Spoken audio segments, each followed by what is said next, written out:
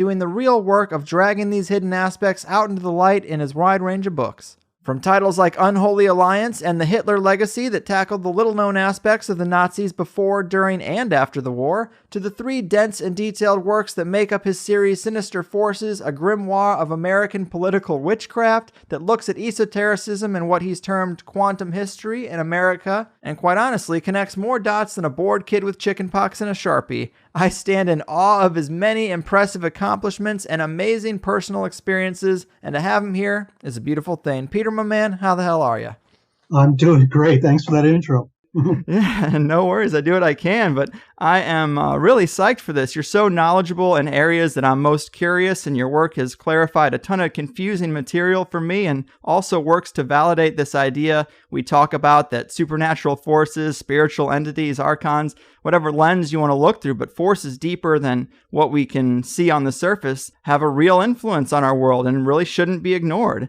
And I guess to get us started here, let's start with Sinister Forces. Talk to us about this overreaching theme of how we find American history to really be a combination of largely unknown events and connections mixed with what appears to be some extra-dimensional or spiritual influence.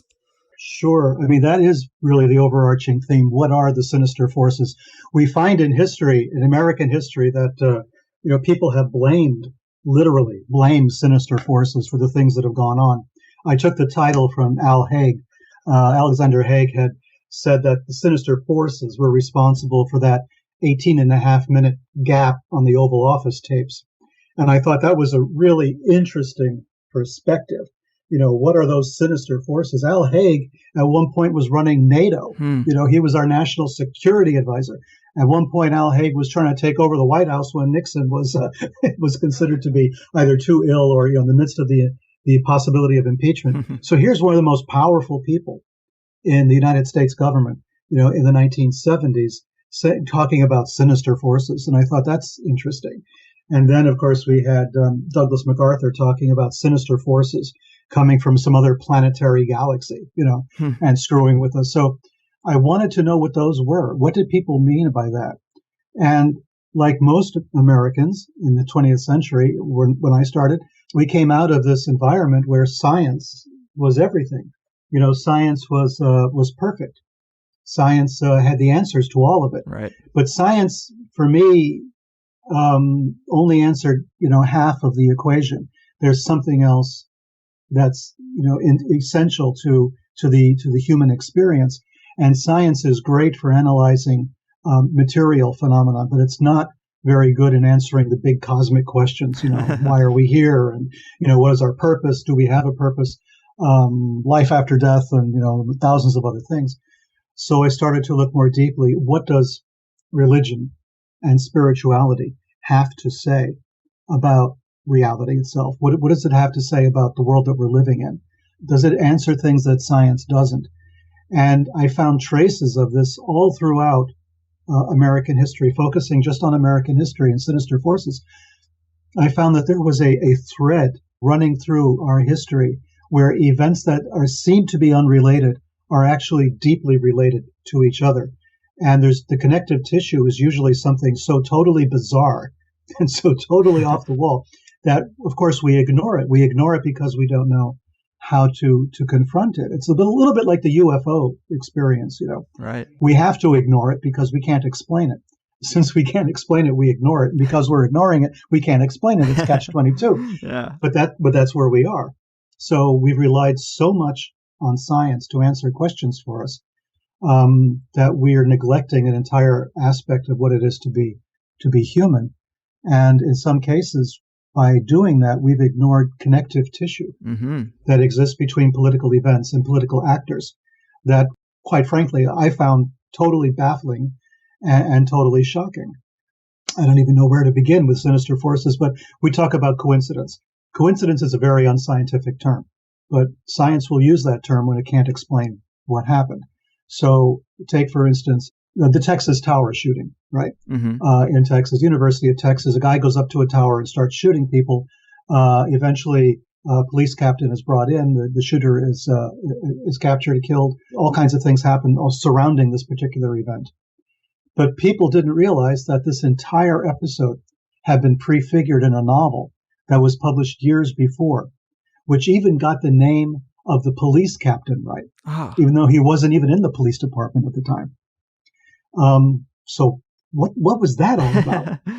How did that happen? Right. It's okay to have like a general idea. Some nut goes onto the top of a tower and starts shooting people. I guess, eventually some novelists would have to come out with that. But to get the name of the police captain right, that's absurd. Okay, that's insane. So that prompted me to look further. And naturally, the ties to the Kennedy assassination was the next step in this process of me looking at that and thinking, oh, no, this is not possible. Mm-hmm. These people could not have been involved. No, wait a minute. Who's this? And connecting the dots, as you said, there's a lot of dots out there, but when you start connecting them, it gives you a different picture of reality. It gives you a different picture of what's going on. Like you mentioned, a kind of quantum approach to history. Mm-hmm. And I always ask people, was the Kennedy assassination a particle or a wave? It depends upon how you look at it. Was there a conspiracy or not? Mm-hmm. You can make a very good case that there was no conspiracy whatsoever, which is what the Warren Commission did with voluminous documents and piles of paperwork. But at the same time, you can make a very good, almost, I would say, airtight case that there was definitely a conspiracy involved. But you're not going to like the details. Mm-hmm. The details of that conspiracy involve things that we generally ignore and we don't want to look at. And it involves spirituality. It involves weird churches. It involves a bunch of people thinking they were in contact with a UFO in Maine in 1952. It has all of these connective threads, and they all point directly at the assassination. How is that possible? And when I started looking at that, and I began to stop and say, okay, let's look at a history. Let's just focus on American history, because this phenomenon is true for all history, basically around the world. But let's just start with American history and see where it leads us. And that, led to Sinister Forces. It's 3 volumes, and as you mentioned, it's pretty dense. Yeah.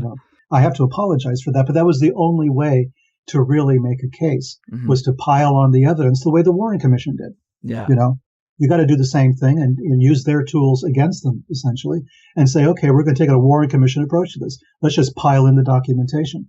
Show me, where it's wrong. Maybe you don't like my interpretation or the spin that I put on these things. But if you just look at the documents themselves, there's nothing you can do to disavow it. Mm-hmm. We did have a bunch of people meeting in the woods in Maine in 1952, having a seance, contacting a saucer that was hovering over the planet. And 10 years later, these same people are involved in the Kennedy assassination. Mm-hmm. I mean, directly involved in the Kennedy assassination, not sort of really weird peripherally. This one knew that one, knew this one, knew that one. I'm talking about 2 handshakes away. Yeah, it's pretty unbelievable. It's very trippy. And I do want to talk about those threads in JFK and the Seance, but let's just back up for a bit, because the Sinister Forces trilogy, it covers so much ground, and one area that really blew my mind was just all the relics and the evidence of a rich pre-Columbian history that our culture really refuses to acknowledge. And to quote the first book in the series, you say, "There is an ancient America that lurks beneath the threshold of our collective corn-fed consciousness." And I really love that. I think you're spot on. And it's also interesting, if you put any stock in the idea of spiritual forces influencing particular places or areas geographically, it would be pretty important to learn the pre-Columbian history, yet we know very little. But, of the things that you've learned about this ancient America, what have you found most interesting? Well, the fact that you can look at our continent, at North America, with the same wonder that you can look at the Middle East, for instance, Egypt or Mesopotamia or Stonehenge in England, or the vast temples in Mexico and Guatemala and Honduras. I mean, North America is replete with ancient monuments. And because they were made of earth instead of being made of stone, we kind of didn't see them Mm-hmm. for a long time. Some people did, and some people made drawings of them, and they excavated there totally amateurishly, probably ruined a lot of data, ruined a lot of information that way. But there's no doubt that we had ancient civilizations in the North American continent, and they were capable of just the same degree of sophistication in creating their earthworks as the Egyptians were in building their pyramids. as an example. They were just as capable. In fact, some of the mounds, because they were a mound builder culture, they just built earthen mounds. Some of the mounds are actually larger and have more volume than the pyramids of Egypt, than the Great Pyramid. We're talking about people who are very sophisticated. The Serpent Mound is a good example of an astronomically oriented earthworks. The people had the same ideas about, adjusting their life and building their life around cosmic cycles. All of this was there. They just simply didn't leave much in the way of writing behind. Mm-hmm. But they did develop this very active civilization. And I was drawn to this accidentally. I had absolutely no knowledge of it, like most Americans. You walk over these mounds not knowing that you're walking over the remains of an ancient civilization. And I was drawn to it through accident. I was researching Charles Manson, of all things. So I decided to go to Charlie's hometown, basically. The birth certificate says he was born in Cincinnati, but he grew up in Ashland, Kentucky. So I said, okay, let me go there. I just want to see the environment. Manson was kind of the touchstone for all of this, because Manson seemed to combine in himself a lot of these same elements that I was concerned about. I mean, he was Scientology clear, on one hand. Mm-hmm. He was responsible, of course, for the Manson family murders on the other, but there was so much other stuff going on. He was at, Boys Town, for crying out loud. He was in all sorts of places. And I just wanted to see it for myself. So using Manson as kind of the way into the story about American history, I drove down from Rhode Island, where I was living at the time, and all the way down to Ashland, Kentucky, and realizing that so many towns in West Virginia and Kentucky and Northern Virginia were homes to some of the world's some of our country's most infamous serial killers. And I thought, well, that's something weird right there. Let me just soak in the atmosphere, see what this is all about. Maybe it's the water, Yeah. So I drove to Ashland, and right in the middle of the town where Charles Manson grew up, went to school when he went to school, and all the rest of it, is a park. It's called Central Park, and in the middle of the town there are these Indian burial mounds. I mean, they're large enough that they're quite visible. They're quite obvious, and there was a plaque there saying that the mounds were actually excavated by a Boy Scout troop or some damn thing. And I'm thinking, what is this all about? So I start researching the mounds, and as I'm researching the mounds, I become aware of the Adena culture, this ancient culture that was there in that part of the world, that was very concerned with religious rituals surrounding these mounds. And I'm thinking, wow, Charlie grew up playing on these mounds, playing on the remains of the civilization. Mounds that were used either for burial or they were used for religious purposes, aimed at the stars or whatever. Yeah. And I'm crawling over these mounds myself. I'm saying, what is this all about? And then I noticed there's this strange house. It's a huge brick house. And on the top of the house, there are these two cherubim. There's two cherubs, like you find on top of the Ark of the Covenant. Right. And these are on top of the roof of this house. And I'm thinking, well, that's bizarre. And they're really weird looking eldritch sort of figures, Mm-hmm. They're griffins or something, and they're very strange, and they're positioned like they would have been on the Ark of the Covenant. And the two angels on the Ark are the mercy seat. God was supposed to come down and sit in the middle of that. And I'm thinking, let me research this a bit more. And evidently they moved this house entirely, the entire vast house. This is not a small building. This was a big apartment house when I was there. They moved the entire thing so that it would be kind of in line with these burial mounds. And I'm thinking, how weird is this? This is Ashland, Kentucky. This is Chuck Woolery's hometown. This is Naomi Judd's hometown. Yeah. I mean, what is this all about? And, that started me off on this whole thing. What are the mounds about? What is the association? And then I found that there were mounds involved underneath some of our biggest prisons in the Midwest. In Moundsville, West Virginia, is where Squeaky Frumy was, one of Manson family's members, her most prominent member, perhaps, after the ones who were arrested. She was arrested for the attempted assassination of Gerald Ford, Squeaky, and she wound up in a prison on top of one of the other mounds. Henry Lee Lucas, very famous killer, was incarcerated in Chillicothe, Ohio, on top of another burial mound. There was this association of burial mounds with prisons in American consciousness somehow. We did that, whether deliberately or accidentally. So I began to wonder, what is the meaning of this? Are we, is America, as I say in Sinister Forces, is it a haunted house? Are we living in a haunted house? Are there ghosts here, in a sense, from civilizations long past that we've been ignoring? And could that be, an element of our consciousness as human beings? Are we, in a sense, kind of possessed or haunted by these ancient civilizations that we've basically trashed? Mm-hmm. Yeah, it's a really fascinating study with a lot of connections that I had never heard before. And it does make you think, because like you say in the book, Native Americans, there's an area of West Virginia where they have legends, don't go there. This area where the Mothman flare-up happened. And it exactly makes you think about spirits and entities and maybe a subtle possession of sorts. And yeah, it's very trippy, but maybe we're not as in control as we always think we are. No, I think we're in control, of some of the things that we do, but I think our motivations are quite often unconscious, that we don't know why we're doing the things that we do. And I think that's part of the problem. We don't know why. We don't have a connection to this land, to this territory, the way people in other countries, have connection to their territory. They identify with their land, with their landmarks, with their history going back hundreds, thousands of years. We are a transient population, basically. We've come from everywhere with no direct connection to our land, to the territory we're living in. Yeah. The people who lived here before, we basically slaughtered as much as we could, or they existed and dropped out of sight even before the Native American populations as we know them showed up. So there's something going on here. We're not as connected. We're kind of adrift on this landscape. And our only points of tension sometimes are these weird, bizarre architectural, geographical phenomena that we don't know anything about, that we just build our houses on top of. We unconsciously kind of understand this.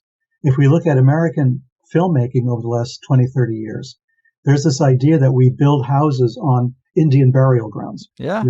Right. It was there in The Shining, a very good example, or it was there in Poltergeist. Mm-hmm. Pet Sematary. There you go. And the other film with John Cusack, the one where all these different personalities are inhabiting this motel, there are these allusions constantly to an Indian burial ground, which is never discussed anymore in the film.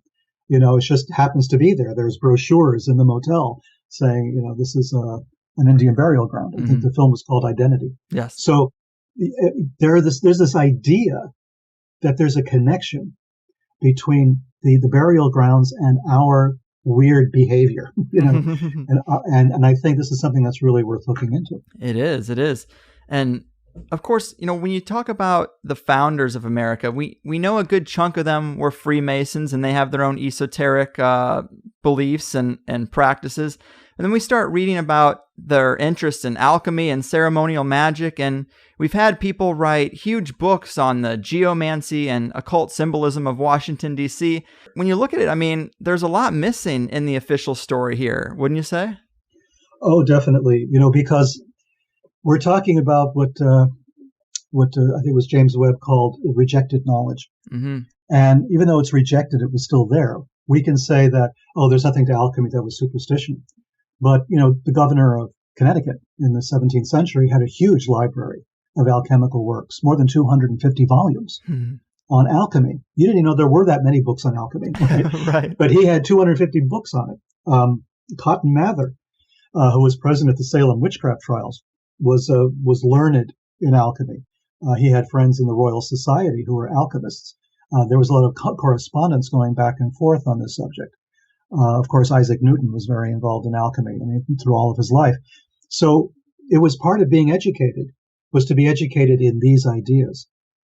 We had alchemy, we had governors, and we had people prominent in religious life and in political life in our country in the 17th and 18th centuries who were extremely involved with alchemy, but also with ideas like ceremonial magic, which, according to some authors, was not quite that different.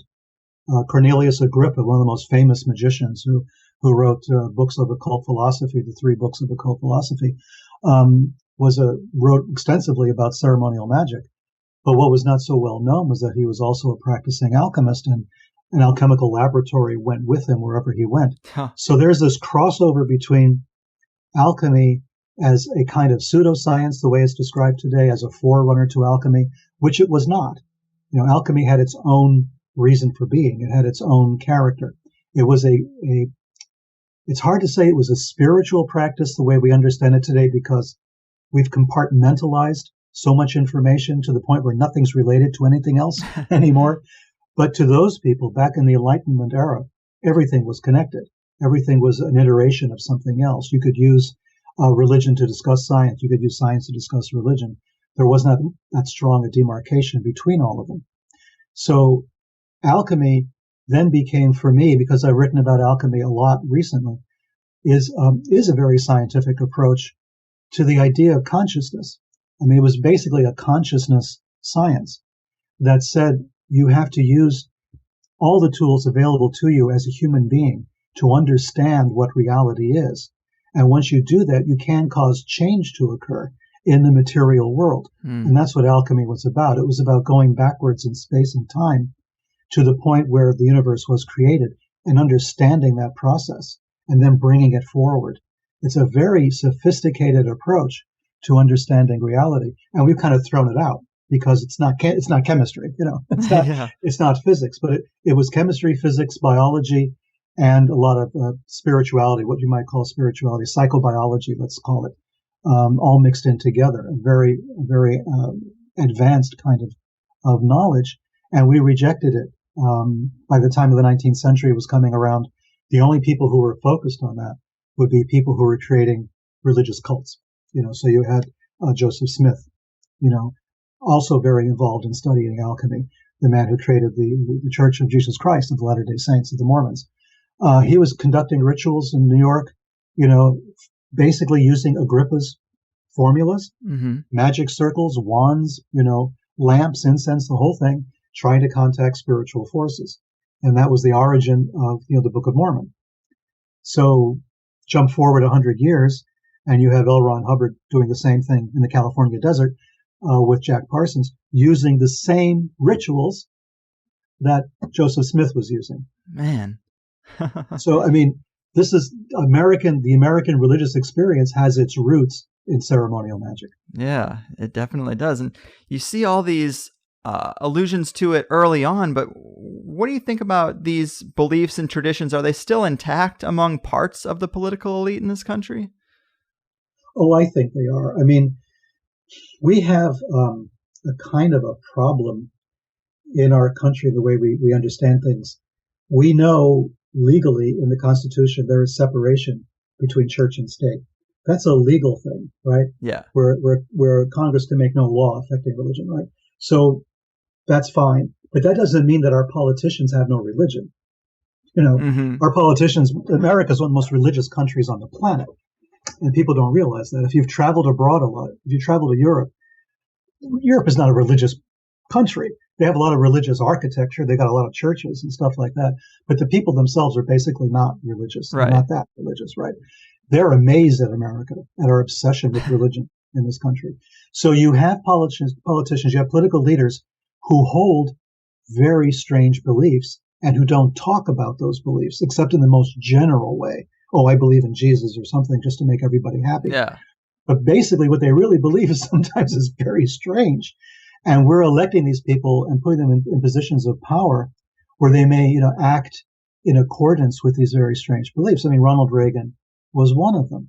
Reagan belonged to the same denomination, the same religious sect that Jim Jones belonged to, the guy who was responsible for Jonestown and the Guyanese massacre. They belonged to the same denomination.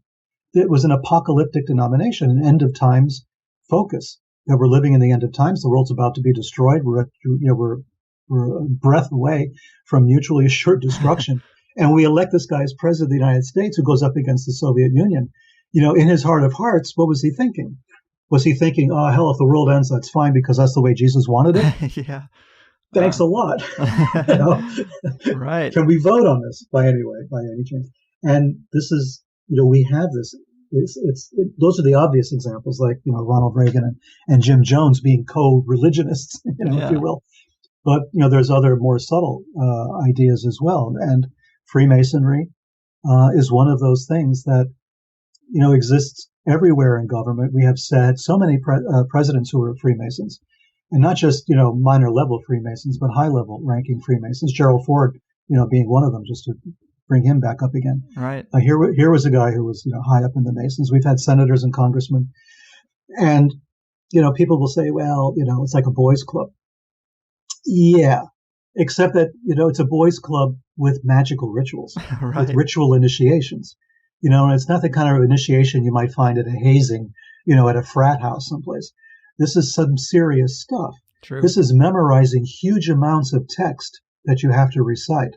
This is going through really spooky rituals. Just the first 3 degrees of Freemasonry alone are talking about, sort of death and resurrection, in a very spooky sort of ceremony. And then you start adding the other degrees on top of it, the Rosicrucian degrees and the Knights Templar degrees and all of this. And you are bringing in not only the consciousness altering rituals themselves, but you're bringing in a whole kind of weird history that connects that American politician with ancient Egypt, with the Temple of Solomon, with the Knights Templars who were, suppressed by the Catholic Church and massacred, with the Rosicrucian Society. You're building a whole different historical frame of reference that is outside the mainstream. Right. That regular historians don't write about. They don't see a timeline connecting all of these events. Yeah. But that is exactly what a Freemason of those high degrees would have to, if not believe, they've been exposed to it in a very emotionally charged way. Yeah, definitely a worthwhile thing to draw some attention to. And, if we're going to talk about occult influences in early America, you had mentioned the Salem witch trials. They're worth a mention for several reasons, but talk to us about this saga and how it might be connected actually to the UFO phenomenon. Yeah, it is very strange, I think. We were taught in school, or I was anyway, back in the 20th century, many decades ago. We were taught all the, Salem witchcraft trials. It was hysteria. It was like basically the McCarthy era, which was referred to, of course, as witch trials also. In the 1950s is when I was going to school. Sorry about that, but that's true. And it was the time of the McCarthy era, right? So, we were looking for communists. It was like looking for witches. It was the same thing. And believe me, I've gone through this a number of times already, and now we're in a similar situation today. So in those days, it was communists on the one hand. You had Arthur Miller writing The Crucible, which was a metaphor for what was going on. And we were taught that there were no witches in Salem, that this was all trumped up, that this was people getting hysterical and blaming each other for things, and a bunch of teenage girls going nuts, and there was nothing to it at all. Mm-hmm. Well, yes and no. I mean, there was witchcraft in Salem. There was alchemy. There was ceremonial magic throughout Massachusetts and Rhode Island, the Providence plantations and all of that, all the way going to Connecticut. There were practices of that nature. We're pretty sure that at least 1 or 2 of those accused in Salem were actually practicing occultists of some kind. That's what modern scholarship has demonstrated. Wow. There is sufficient evidence that there was witchcraft going on there. Now, whether Tituba, the slave, was actually involved in it or not is a different story. There was 2 different streams or currents of occult practice taking place in that part of the world. One was the European-centered occult practices that we already talked about, ceremonial magic, Agrippa, alchemy, and all of that. And then there was what Tituba represented, which was a kind of native Caribbean type of magical practice. So you had 2 streams running, and they kind of collided in Salem. Tituba, when I was a kid in school, they kind of made Tituba appear to be a black woman, an African-American slave. Mm-hmm. And she wasn't. She was an Arawak Indian. She was from the Native American race. She was enslaved down there in the Caribbean. She was bought by one of the people, the minister who was running Salem, the Salem Church at that time, and brought up to Massachusetts. That's a weird connection right there. There weren't that many Arawak left. They had been slaughtered for the most part after Columbus, when there were uprisings and all of that, and the Arawak were gone after very viciously by the Spanish in that part of the world, by the conquistadores. So you didn't have many Arawak left, but Tituba seems to have been one of them. There's been some good scholarship on that. Mm-hmm. And it seems as though her ethnic origins go back to Guyana, which of course is where we have the Jonestown massacre a little bit later. So I'm not saying there's a direct connection, but it's a very suggestive one. Right. I call it Tituba's revenge, But anyway, or maybe it's cigarette smoking, is because that was an Arawak thing too. But Tituba then is in Salem, and when she's being questioned, and remember, Tituba started all of this, right? It was Tituba's talking about voodoo dolls, right? Making puppets to affect other people through sympathetic magic that supposedly started this whole Salem thing.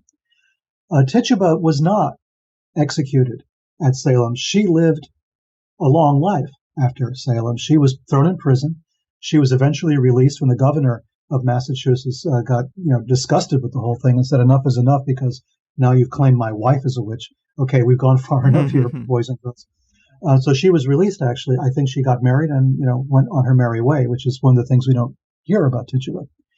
But when she was being interrogated, and she was being interrogated about how she went to the meetings of the witches, the kind of occult rituals they would perform and all the rest of it, she kept referring to the man in black. It would be the man in black who would come to fetch her. The man in black was the messenger. He was the person who brought people to the witchcraft ceremonies, such as they were, whether they were sabbats or esbats or however they defined them in those days. Tituba claimed it was the men in black who were doing this. And I was startled to find that reference in a document, going back to 1692. Yeah. It's very, very bizarre. It is. But there she is talking about the men in black, 1692, 1697, up to that point of time. And, the idea of witches flying through the air, the idea that they could, dematerialize in one place, materialize someplace else, sort of a manifestation of quantum entanglement somehow, or non-locality. These very sophisticated ideas are coming out of Tituba.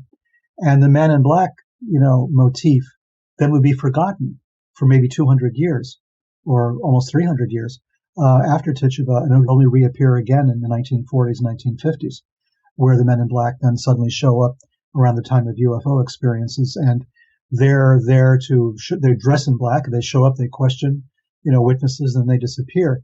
And they're always a little bit out of sync with everyone else. They're driving cars that are, 20, 30 years older than, modern vehicles, and they're dressed oddly and all the rest of it. Right. And Tituba declared that these men in black would dress oddly. They were in black clothes, but they were not period clothes of that period. I mean, there was enough information there that led me to believe that maybe she was talking about something very real, that maybe there was a real experience behind Salem.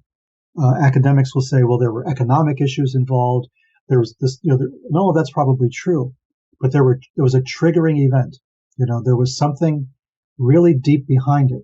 The idea of spectral evidence, where a girl could go hysterical in the courtroom and claim to see a devil, bothering somebody or possessing someone else. And of course, no one else saw it. Cotton Mather himself eventually got disgusted with the whole thing and said, this is wrong. And Cotton Mather was quite a conservative Christian, let us say. But when it came to the Salem witch trials, he threw up his hands and said, it's not real. But nobody said that Tituba was lying. Nobody claimed that Tituba had made anything up. The girls, yes, probably, for the most part. But there were some people who were arrested at Salem who were involved in occult practices, and of that we know now to be true.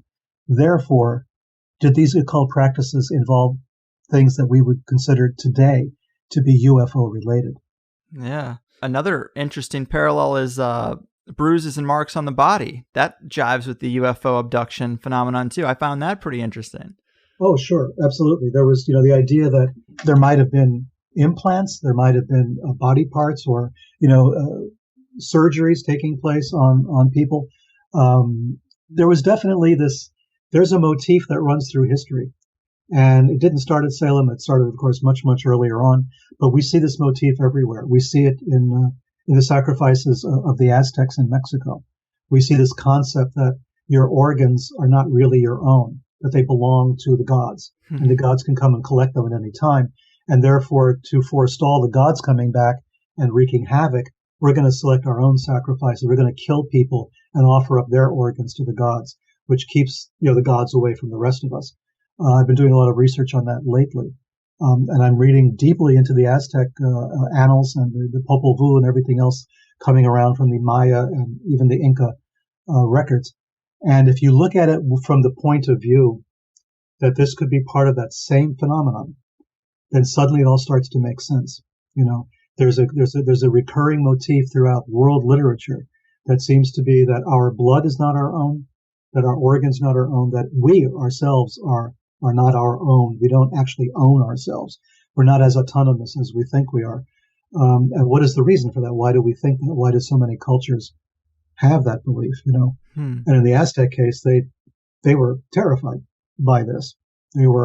People would willingly, voluntarily offer up their blood, to various shrines. They would pass a shrine on the road to an Aztec god, and they would open their veins, and offer some of their blood to that shrine before going on. This was the concept they had. And to me, that's fascinating from the point of view of genetics and evolution. What does this all mean? Is there a genetic connection to this? And what is it? So that's kind of the work I've been doing these days.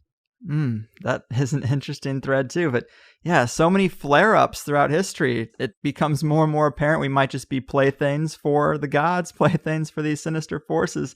And I'm really interested in the belief systems of the elite, their experiences with ceremonial magic, and really just how much contact with otherworldly entities there could be and how that influence could spread across the culture. So the story of the Nine is really amazing. It's probably the best example that there is meat on those bones, and you cover it so well. Can you tell us a little bit more about this farmhouse seance and some of the elite families that were there? It sounds pretty weird when you put it that way, doesn't it? It does. That old farmhouse seance. You had this sort of American Gothic idea of a couple of people in overalls and a pitchfork, but actually it was totally different. And it is, I think, the best example of this. And a man called Andrija Puharich wrote about it very famously.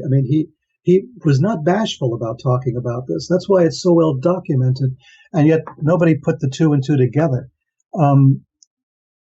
Andrija Puharich was a American-born scientist of Yugoslav background. He was a medical doctor. He was an entrepreneur. He experimented with scientific devices and that sort of thing.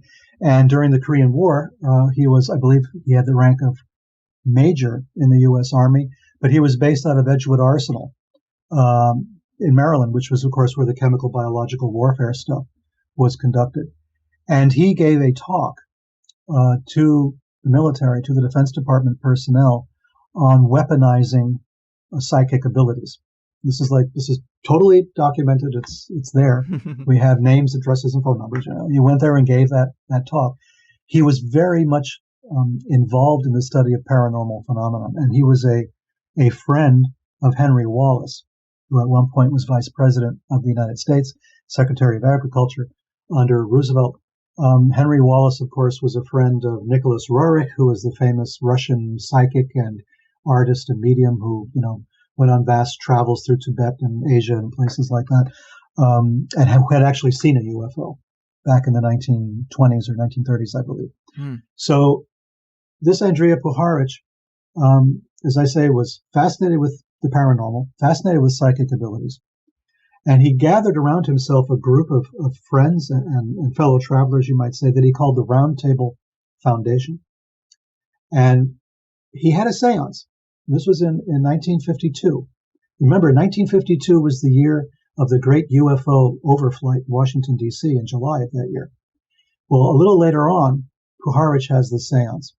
And the person who was the medium was a Dr. Vinod from India, who was a very prominent, actually, member of some of the world religious organizations. And I was in contact with the family a few years ago because I was desperately trying to find out more about this guy. And they were insisting he wasn't a medium at all, but he was very religious. For some reason, he acted as a medium with Puharich. And as a medium, he had conducted the seance to which a very strict number of people was invited.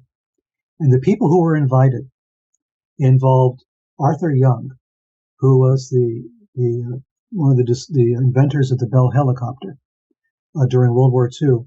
After the war, he dropped out of the engineering business and went straight into full-time research on the paranormal. Arthur Young and his wife. His wife is Ruth Forbes Paine Young, which is a lot of nomenclature there, but I'll explain that in a bit. Also, there was a DuPont and an Astor, members of the DuPont family and the Astor family. We had basically a blue blood American royalty sitting around a seance table, in the forest in Maine. And they were allegedly, according to Puharich himself, they were contacted by a group calling itself the Nine that was evidently living on a spaceship hovering over the planet. And they were proving their existence and their intelligence by solving a mathematical equation for Puharich, which he later verified was true. And then they went on to discuss, plans for the planet, how the people have to get together and solve some of these problems, and that the 9 people sitting at that table were the 9 who were just like them, called the 9. There were 9 astral entities, or whatever you want to call them, extraterrestrials, and there were 9 humans. And those 9 and the 9 on the ground were now united. They were linked. And the 9 people on the ground should go out and, conduct themselves accordingly and cause change to occur in the world in general. Damn. They had their marching orders from this spacecraft entity speaking through an Indian medium. And they took this seriously. Okay. This was a very serious thing that they did. Arthur Young and his wife, of course, for the rest of their lives were involved in paranormal research. Arthur Young wrote a number of books. He understood that beyond the scientific ideas of the time, there was one that was neglected, which was the scientific idea of the process of how things happen. He had a 7-stage process formula that he used. He wrote the geometry of meaning. He wrote the theory of process. He was very involved in that, kind of combining, metaphysical ideas with science. That was Arthur Young's forte. One of the DuPonts became very prominent in other psychological and spiritual organizations. The Astor herself was related to the famous Astor family of the Waldorf Astoria. She had a lot of connections to occultism and occult practices also. And the list goes on and on. Mm-hmm. That's 1952. Arthur Young, as I said, is married to Ruth Forbes Paine Young. That's because Forbes was her maiden name. This is the same family that gave us John Kerry, right? This is the Forbes, Forbes magazine. It's the same Forbes family. Right. This famous, wealthy, influential family. She's part of that. She married a guy called George Lyman Payne, who was a Trotskyite out of California. She divorced him and then married Arthur Young. But she had a son by her previous marriage to George Payne, and that was Michael Payne. Now, Michael Payne got a job through Arthur Young working for Bell Aerospace in Texas, because Arthur Young still had tremendous connections at Bell. So now Michael Payne, who was seems kind of a lazy ne'er-do-well mostly, gets this kind of cushy job down in Texas, in Dallas. And he's married to another Ruth. He's married to Ruth Paine. And Ruth Paine wanted to study Russian. She was a Quaker. She studied folk dancing. She was into a lot of different things. And at one point, she was introduced to Lee Harvey Oswald and Marina Oswald, introduced by George de Mohrenschildt. Now, all of you Kennedy researchers know exactly who I'm talking about in this discussion. Ruth Paine opened her home to the Oswalds. Marina Oswald lived with Ruth Paine for a while. The idea is Ruth would teach her Russian. That, for some reason, Ruth Paine was desperate to learn Russian, which was an uncommon language to be obsessed about in 1963. And at any rate, so she's living there with the kids and everything else. And Ruth Paine is the one who helps Lee get his job at the Texas School Book Depository. Wow. Ruth is also the one who basically gives all the evidence necessary to hang Lee Harvey Oswald to the Dallas police. She has stuff in her garage that belongs to Lee, and she gives him up, basically. They are members of the ACLU, she and her husband, Michael Payne. They don't arrange for a lawyer for Lee Oswald, even though Lee is asking for a lawyer in one of his television things after he was arrested. They don't bother to move an inch to get him a lawyer. And later, of course, there's a famous photograph of Marina Oswald, Marguerite Oswald, Lee's mother, and Ruth Paine sitting in Ruth Paine's home, with the Dallas police and the FBI, and they're, spilling their guts basically on this whole thing. But 2 months before the assassination, Ruth Paine, out of Texas, goes on vacation, and she goes up to Philadelphia and hangs out with Arthur Young and his wife, Ruth. We don't know what was discussed. We don't know what she had a Russian defector living in her house, right? Right. How many Americans had Russian defectors living in their house in 1963? I can tell you probably, 10 or less, or right? So this is like amazing, right? She has a Russian defector. They talked about this. Mm-hmm. This was an object of discussion. After the assassination, Ruth Paine, out of Dallas, Irving, Texas, technically, is called in front of the Warren Commission to give her testimony because she's a crucial person in all of this. I read through all of her testimony. In the very first interview she's doing in front of the Warren people, the Warren Commission. Who's on the Warren Commission? Allen Dulles, right? Former head of the CIA. Mm-hmm. Allen Dulles is sitting there, probably smoking his pipe during the whole thing. Ruth Paine starts to talk about her trip up to Philadelphia to meet Arthur Young. Allen Dulles cuts her off immediately. If you read the transcript, it's obvious.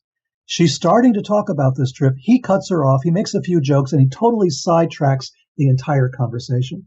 We never hear about her trip to Philadelphia. We never hear Arthur Young mentioned. We never hear what she was doing up there. We never hear what was discussed. Allen Dulles made sure of that. Wow. Why was this so?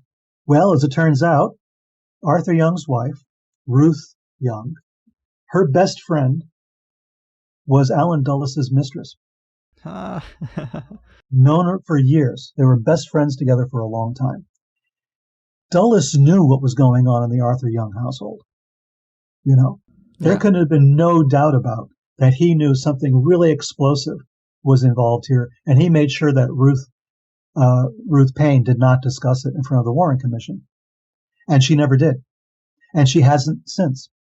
She has not discussed what happened during that vacation to visit Arthur Young. What she discussed about Lee and Marina, and how she came back down, got Lee the job at the Texas School Book Depository, and the rest is history. But here was the 9 in operation, Yeah, it's such a fascinating connection, and so many people have studied the JFK conspiracy, and you very rarely hear about this really interesting connection with the 9. And if these people were supposed to be kind of soldiers of these entities' agendas, do we see the threads go out to any other events besides this interesting connection to the JFK thing? Well, the JFK has more connections back to the 9, actually, which are also, completely unbelievable. Just the fact that George de Mohrenschildt was a friend of one of the famous mushroom scientists, a guy called Wasson, who was on the trail of the magic mushroom in Mexico. Wasson was reporting back specifically and directly to Andrija Puharich, the leader of the 9, on his, on the experiments that he was doing in Mexico with the mushrooms. In fact, he was supposed to be conducting psychic telekinesis and psycho ESP, experiments during his time in Mexico, back to Andrija Puharich, who was then still in Maine. There was supposed to be this conversation going back and forth telepathically or something, which Wasson screwed up because he got totally stoned on mushrooms, which is understandable, I guess. Right. But anyway, so Wasson goes back, and this whole idea of psychedelic mushrooms, of psilocybin, and all of this becomes a major issue. He has a full-page, photographic spread in Life magazine, and all of this. Wasson becomes the guru of magic mushrooms. His name, address, phone number was in George de Mohrenschildt's address book when he committed suicide, when he was getting ready to testify in front of the House Subcommittee on Assassinations. Right. So evidently, according to the story, he committed suicide with a shotgun, and they found his address book, and Wasson's name was in it, which indicates a connection back to the 9 with de Mohrenschildt, who also, of course, was involved as some kind of a confidential informant for CIA and everything else. And most recently, in the Hitler Legacy, I talk about this.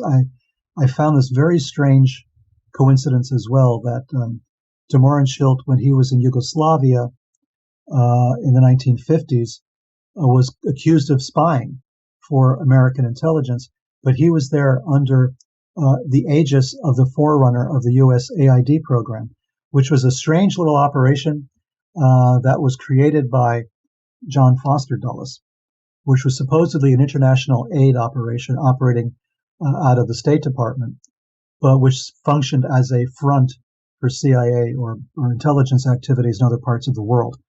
George de Mohrenschildt was involved with that. And it seems as though there were connections back to Oswald, connections back to a couple of other very unsavory people that I researched in Asia who were also part of the same operation. So there's a lot of very strange stuff going on there. But then there's the other coincidence, the one that I couldn't believe, really, when I came across it. And I had to read it a few times to think maybe I was seeing things or imagining things, and I wasn't. It doesn't make sense even to this day if we think in purely linear terms, where space-time is concerned. Mm-hmm. And that is that there was a Belgian mystic who won the Nobel Prize for Literature, 100 years ago. And his name was Maeterlinck, Maurice Maeterlinck. He wrote a number of novels. He wrote plays. He was involved with Stanislavski in Moscow. Stanislavski, of course, invented the famous method of method acting. And he wrote a play called The Cloud That Lifted. It's a play that's probably never been performed in the United States, or maybe it was once or something. It was not one of his most popular plays. And in The Cloud That Lifted, he writes about the assassination of a political leader, about the number of shots that were fired, which nobody could really recall how many bullets were actually fired. The bullets were fired from a grassy knoll in front of this political leader. And it was fired by a guy whose name was Alec and who might have been working for Russia. All of these details are in a play that was published before John F. Kennedy was even born. Wow. It prefigured the entire assassination, even to the point that Alec is mentioned because Alec Hidell was Lee Harvey Oswald's alias. That's how he bought the rifle that he allegedly used to shoot the president. He was Alec, and he was called Alec in Russia when he was a defector living in Russia. So the whole thing is prefigured in this play, written by a guy who was a mystic, by the way, who believed in astrology and mysticism and seances and all the rest of it, and won the Nobel Prize to boot. Here was a guy who also wrote a play about the bluebird of happiness. You know, this idea of the bluebird of happiness, this concept comes from him. And in his play, which is really strange, and they did make a film out of that with Jane Fonda, among other people, there was this, there were these kids, and they're going on a trip to find the bluebird of happiness. They're going through the forest, and they're encountering all sorts of strange people. But the idea of political conspiracy is in this story. The idea of mind control, of altering reality is all there. And then, of course, we have Operation Bluebird, which was the beginning of the United States mind control, MK Ultra style experiments on, behavior control, mind control, brainwashing, and all the rest of it. It was called Bluebird. I think that's quite deliberate. I think it was a deliberate reference to the Maeterlinck play. And if that is so, did they also use The Cloud That Lifted as a template for the assassination of the president?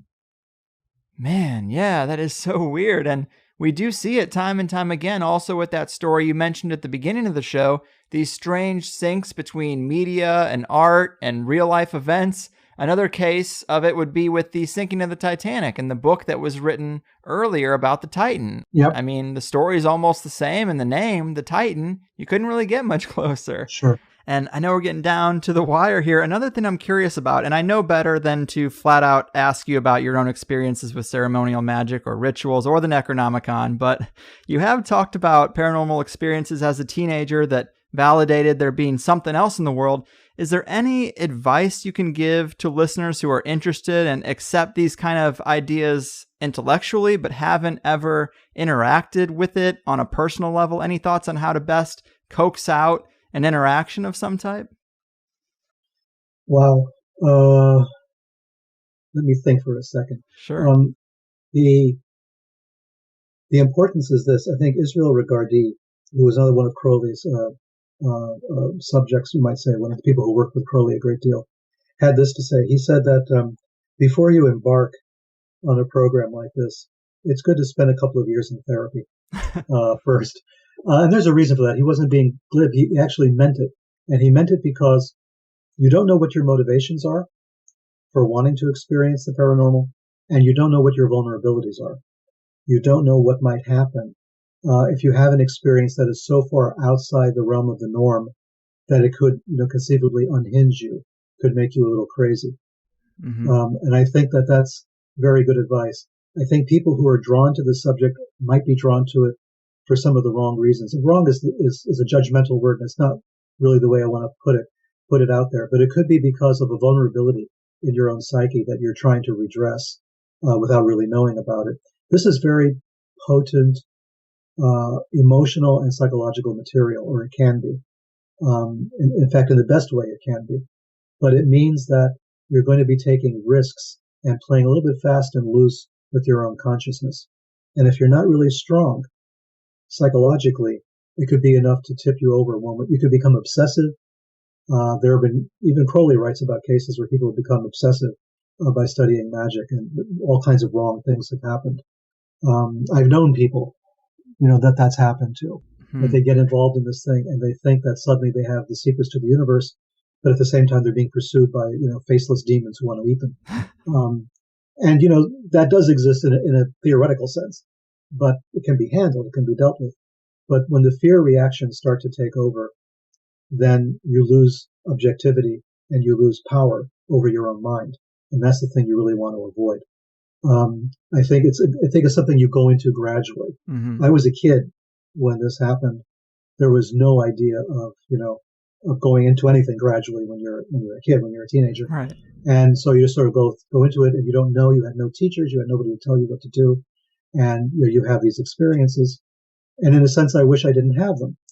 If I had not had them, I probably would have led a pretty normal life up till now. But it was having them while I was in high school, and then going into high school and studying chemistry and biology and physics, in a high school academic program, and realizing the two things didn't match, that basically made me question everything. And questioning everything is not a comfortable place to be if you want to progress in society. You've got to buy into a program and stick with it, right? You've got to become an insurance salesman or something. And that door was closed to me once I had these experiences. As much as I try to ignore them at some times and forget about them, it was still there. I saw things that should not happen, that should not really exist. And that is what led me into understanding there were secrets, and there were other people like me who might have had the same experiences or something similar, who then pursued this study much more aggressively than I did, and maybe in a different context, maybe in a military context or a political one or a scientific one. So it made me realize that there are people out there with some shared experiences who look at the world in a different way. And should we be afraid of these people? And I'm still not 100% sure on that, and I can't give you an ultimate answer. We should be afraid of some of them. Yeah, probably. Yeah. And some of them maybe not, but some of them, yeah, I think so. Yeah, I mean, definitely good points. I'm super interested, but until you've had like a personal experience, it's hard to fully pull these things out of mythology and superstition. Sure. And that's definitely why I'm curious, but you're right. Who knows the deep down reason I might be curious. Somewhere in the back of my mind, I might be being subtly possessed into developing an interest. There you go. Who knows? But it could be a very human interest. I mean, this is part of who we are. Remember, Julian Jaynes wrote a book called about the bicameral mind a long time ago. Perhaps you don't remember. It was very big at the time, very controversial. And he said that human consciousness developed when we learned to shut off one half of our brain. That at one point, as we evolved as hominids, the two halves of the brain were having a conversation, and one half of our brain was the half that we thought we were listening to God talk, right? Yeah. Telling us to do this and to do that. And eventually, with evolution, we shut down that part of the brain, or we integrated it so much that we no longer hear it. So it was a kind of schizophrenia. Wow. That the human race lived in a state of schizophrenia for a long time, which is why we never progressed. until we learn to shut down one half of the brain, that we can concentrate on other things. So it's probably hardwired into us, this listening to the voices of angels and gods and seeing visions and all the rest of it, which is what one half of our brain does. We've learned to sort of channel it into art or something else, but that wasn't a complete cure. That didn't solve the problem completely. And those of us who are very much involved, in the arts and in creative work may have inadvertently opened those channels, which is what Lovecraft was writing about. Wow. Yeah. I love that perspective. And with these things, of course, you're right. It's important to approach with caution. We do hear a lot of horror stories. Same with psychedelics, really. I mean, some people consider them to be enlightening versus mind melting.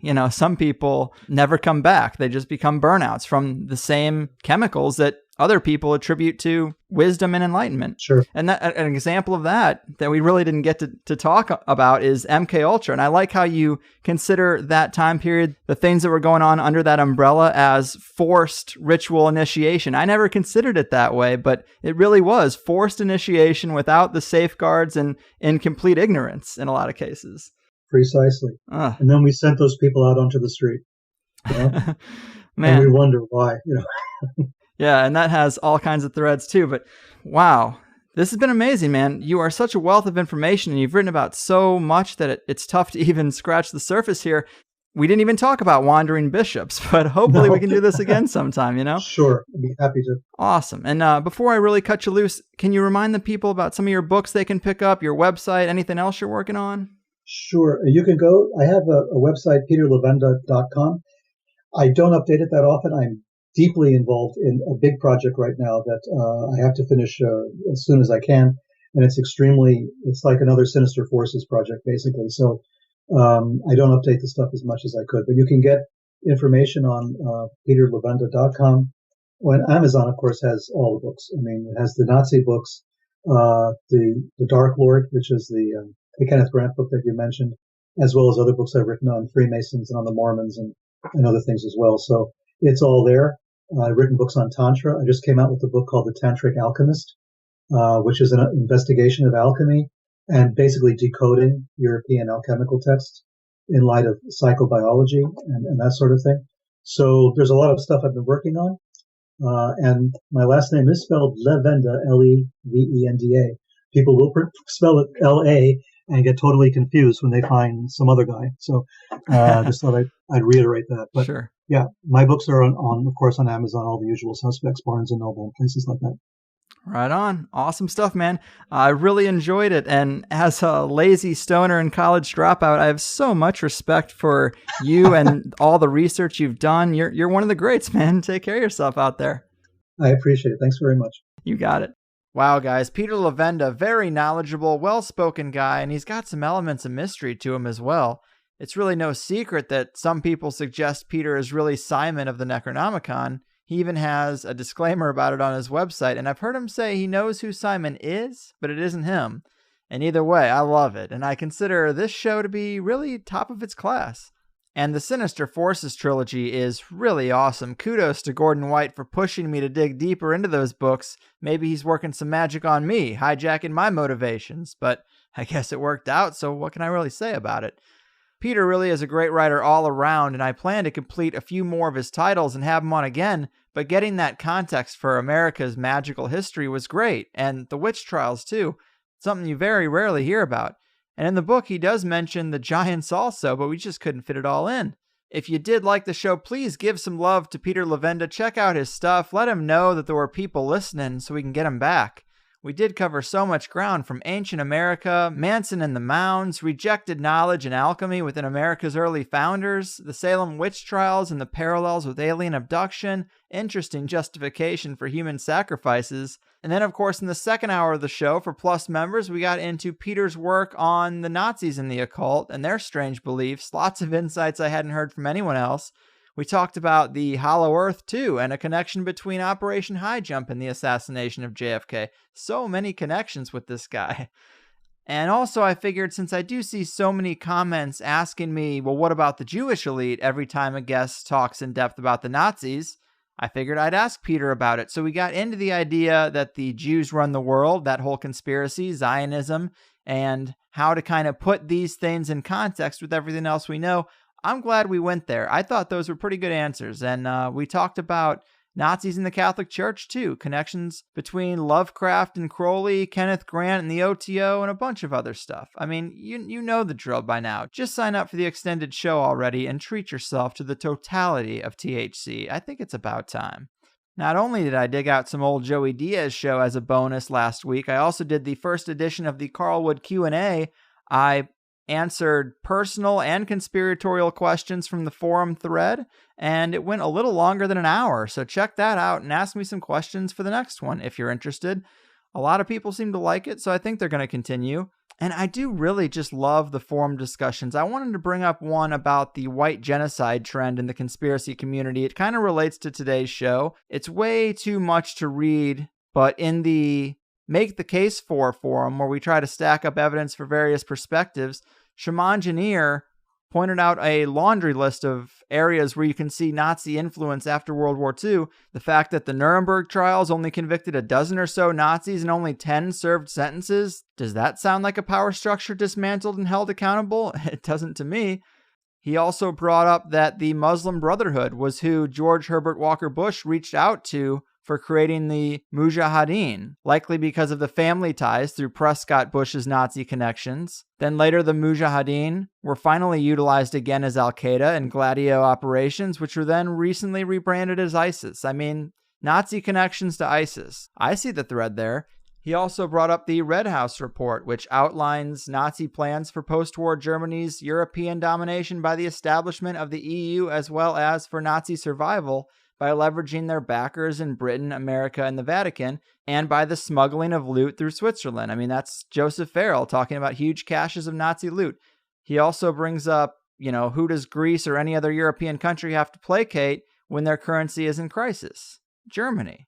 And there's way more there. I'm very thankful to have people putting out really thoughtful and intelligent posts in the forums, but I point these things out just because I get annoyed when people want to reduce things down to a single narrative. I can be tempted to do it as well, and I definitely did it more in the past, but the more I see, the more complex things are, not simple. And I would throw in the words of one more guy, Hammer One, who said, if you imagine fascists in Europe as the extension of the Roman Empire, the last 150 years in Europe starts to make a little more sense. Familiarizing oneself with the empire can be quite handy. Why would the Vatican work with the Nazis? Ever heard of the Holy Roman Empire?